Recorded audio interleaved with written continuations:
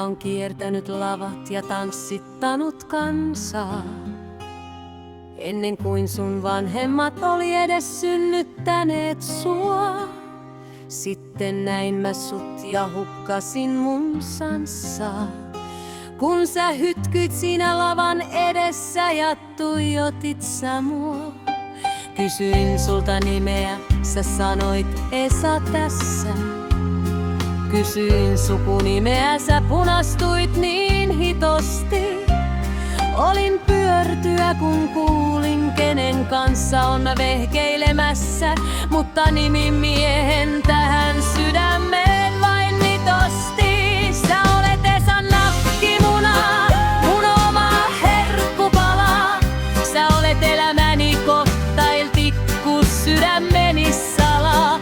Vaikka mulla ikää on jo 96, sulla virtaa riittää, oot kuin perunasalaatti uusi. Mä sulta sain tän sukunimen, jota kaikki huutaa. Ei tarvitse tän mummon enää elämäänsä muuttaa. Naapurit ne kuiskailee ja katsoo meitä kieroon. Kun sä rollaattoria rasvaat ja mua viet sä hierontaan. Että sellaiseenkon nimeen se iskelmätähti hieroi oman nimensä ja suostui sellaiseen suorastaan fieron. Mutta mulle se on brändi, se on parasta ja parasta. Eikä sellaista voi kukaan meidän liitostamme varastaa. Sä keität mulle aamupuurot, laitat sekaan voi silmää.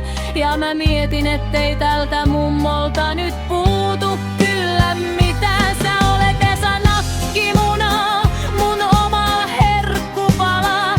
Sä olet elämäni cocktailtikku, sydämeni salaa.